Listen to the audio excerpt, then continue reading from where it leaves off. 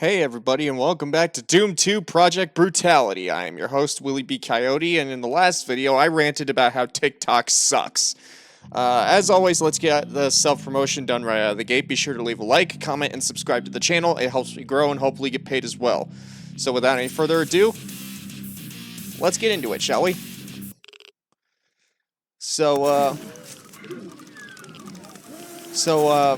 full disclosure, this is in fact my actual fourth attempt at recording this video. Because it's a combination of tech issues and also frustration as well, because my first time I tried to record it, I actually found out I had a brain fart and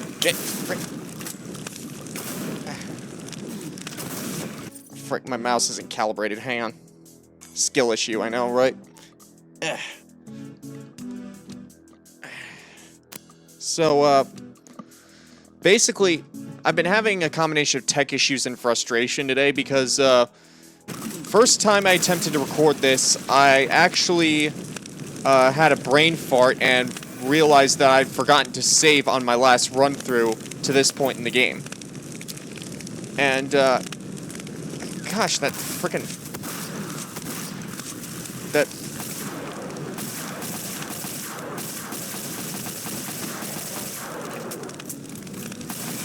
Flames are really, really loud. I have no idea why. Hang on.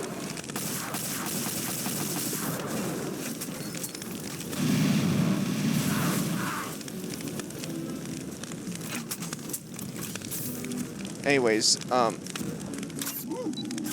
like it. The sugar-sweet kiss of heavy ordnance. So, I had a bunch of, tech issues, basically, a combination combined with frustration, as I was saying before I, lost track there. I ended up having to, failing to record this video 3 times in a row, but hopefully this will be the 4th time lucky, you know?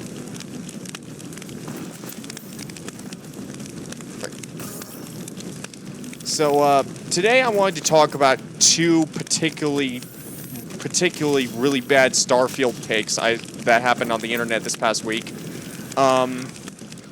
Basically, like, there have been a whole litany of bad takes in regards to Starfield as of late. Mostly from PlayStation fanboys, but that's pretty much par for the course. Whenever Xbox is about to have a big, exclusive release, PlayStation fanboys just come out of the woodwork to just smack talk Xbox, basically, about, oh, Xbox bad, my PlayStation, you know, all the usual suspects, like Dreamcast guy, you know, the amazing Lucas, and all these other idiots. They just come out of the woodwork to badmouth Xbox and say Xbox bad because Xbox bad, you know, and PlayStation good. But this time around, it was 2 people who aren't even either of those things, and that being Mark Kern and Hasan Piker. Now, for those who aren't aware, Mark Kern is a game developer, a washed-up game developer, who got famous for being a project lead on such games as StarCraft 1 and 2 and World of Warcraft, the original World of Warcraft.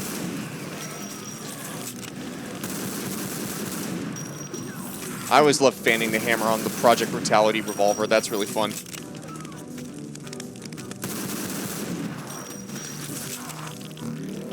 But he came out... Basically, Bethesda released some screenshots of Starfield's starting screen, right? And it has a this really cool kind of minimalist design aesthetic, which is pretty much par for the course for a Bethesda game.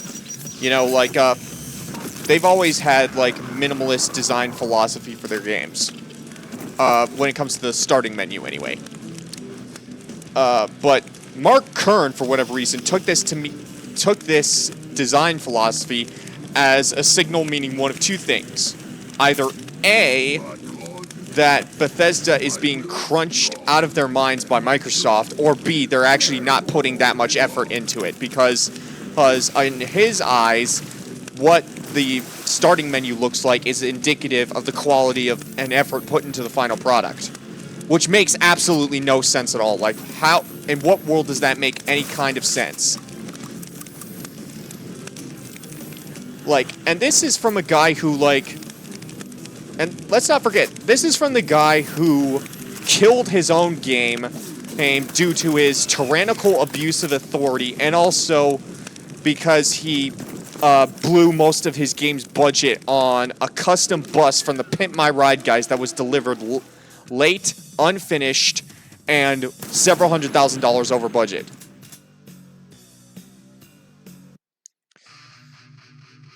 You have won! Your victory has enabled humankind to evacuate Earth and escape the nightmare. Now you are the only human left on the face of the planet. Cannibal mutations, carnivorous aliens, and evil spirits are your only neighbors. You sit back and wait for death, content that you have saved your species. But then, Earth Control beams down a message from space. Sensors have located the source of the alien invasion. If you go there, you may be able to block their entry. The alien base is in the heart of your own home city. Oh no, Detroit!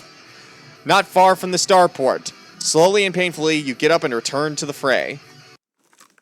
Alright. Here we go. So, as I was saying... Oh, cool, the Desert Eagle.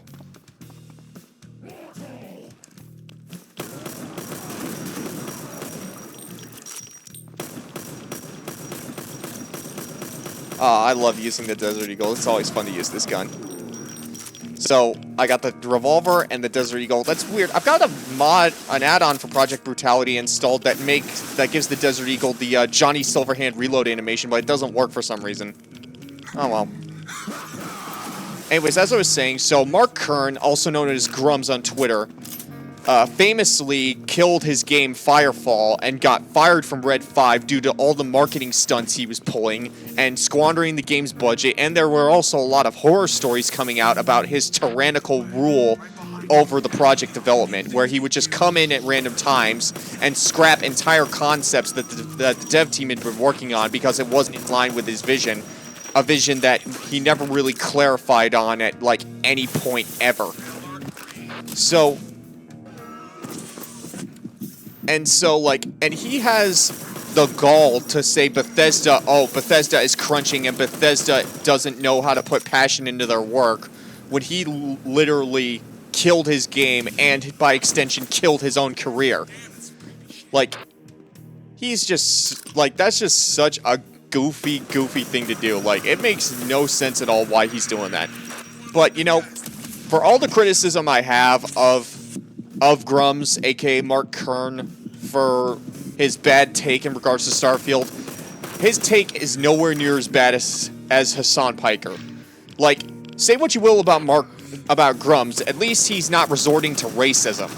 Now, basically, Hasan Piker, for those who don't know, is the biggest political streamer on the face of the internet right now. I honestly don't know why, though, considering the fact he is a brain-dead moron 99% of the time. Like, I have never heard Hasan say anything in the entirety of his online career that can be remotely construed as intelligent. Like, if I had $1 for every time Hasan said... No, wait, that's wrong. If I had to pay $5 for every time Hasan said something stupid, I would be on income support right now. Like, that is how utterly stupid and brain-dead his takes are.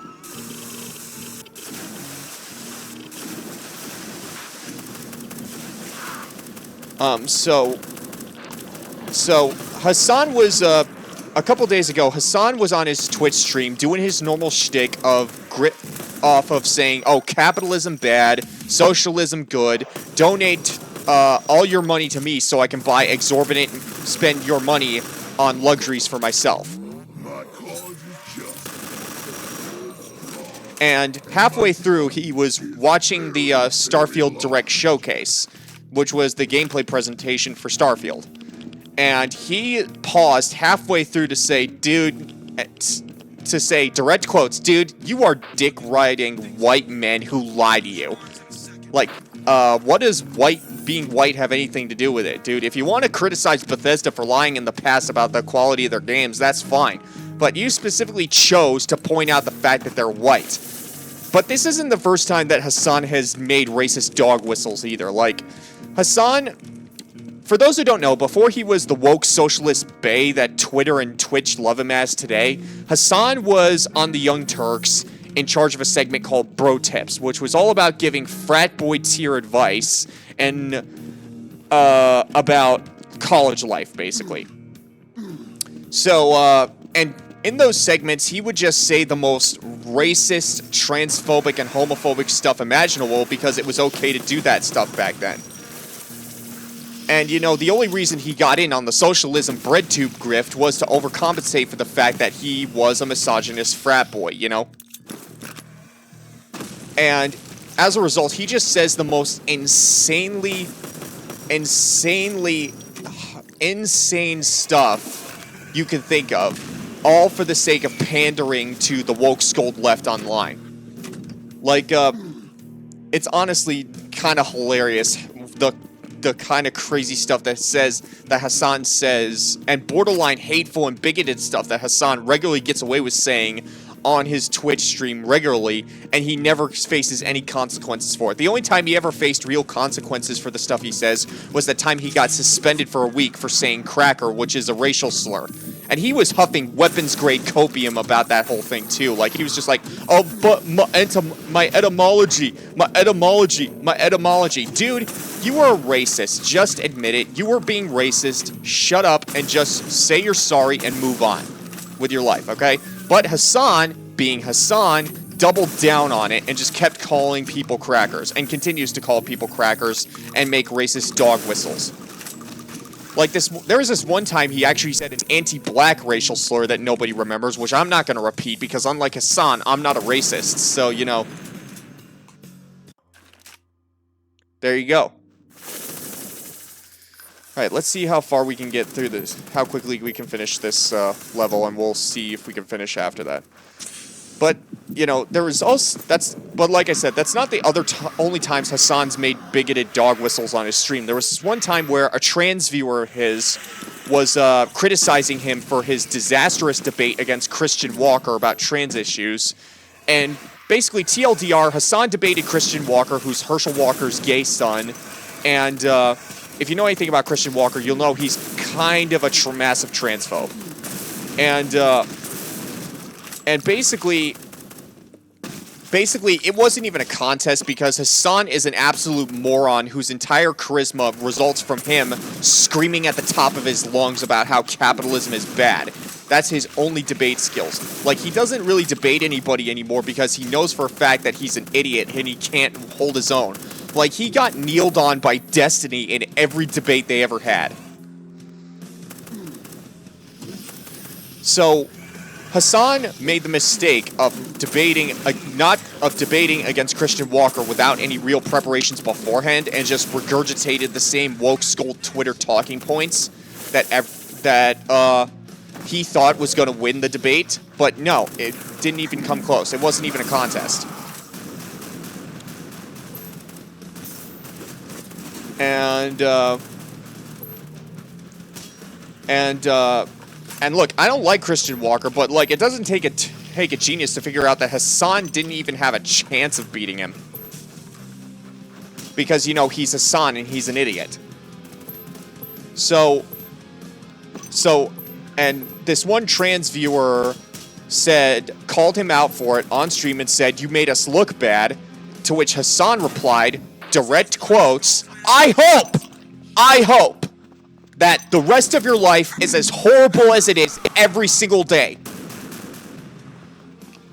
Followed by, I despise you. You are just a trans person. I'm sorry, but you don't know what you're talking about.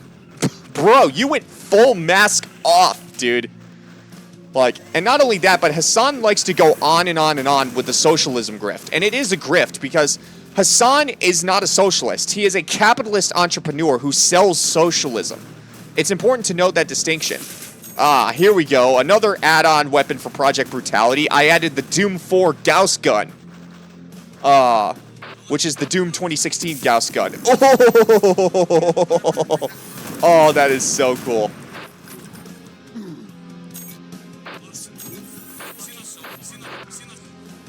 Let's see how this works. Skadoosh! Skadoosh! Skadoosh! Skadoosh! Oh, yes! I love it. Jump down here, get the,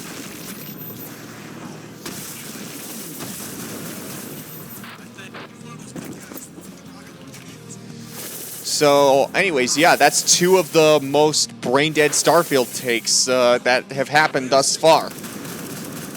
Although, if I had to pick between which one of them should stay on the internet and which... Nah, never mind. They should both stay on the internet so they could both be made fun of accordingly. Like, seriously, like, why people why Grummz still thinks he's relevant after after the Firefall fiasco is honestly baffling to me, and what's even more baffling to me is the fact that people unironically go to Hasan Piker for political information. Especially, like, for those of you who want to see Hasan's horrendous track record in full view, go watch Willie Mac Show's videos about, Hasan's rise to fame, or rather, infamy, rather. Okay, now let's see if I can find, let's get the armor pickups back here. I really like dual-wielding the sawed-off shotguns in Project Brutality. This is probably one of my favorite parts of this mod. Which way? I think this way. You guys think we're gonna make it out of this at all?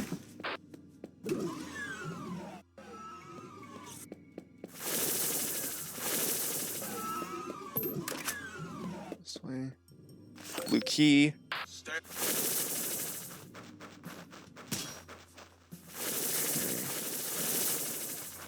Now we need to find the blue door. Here we are.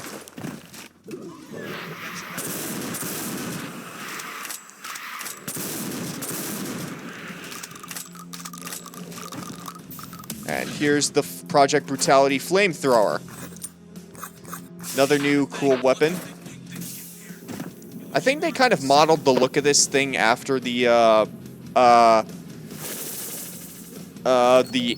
flamethrower in Aliens, but I'm not sure. I'm not sure if that's the case or not. Now let's find the red door.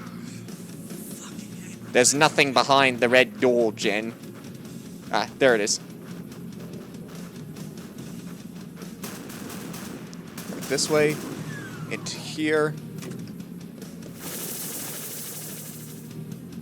Let's see if I can find the... It's been a while since I played through... Ah, there it is. Wait for this guy to come down. All the way, and... you get that. Normally, if you were going to play through Vanilla Doom, you'd have to wait for this to come all the way up and then just dash your way across to get either thing. But since this is Project Brutality, you can jump, sprint, and dash like in Doom Eternal, which is fun. Head over this way to the yellow door.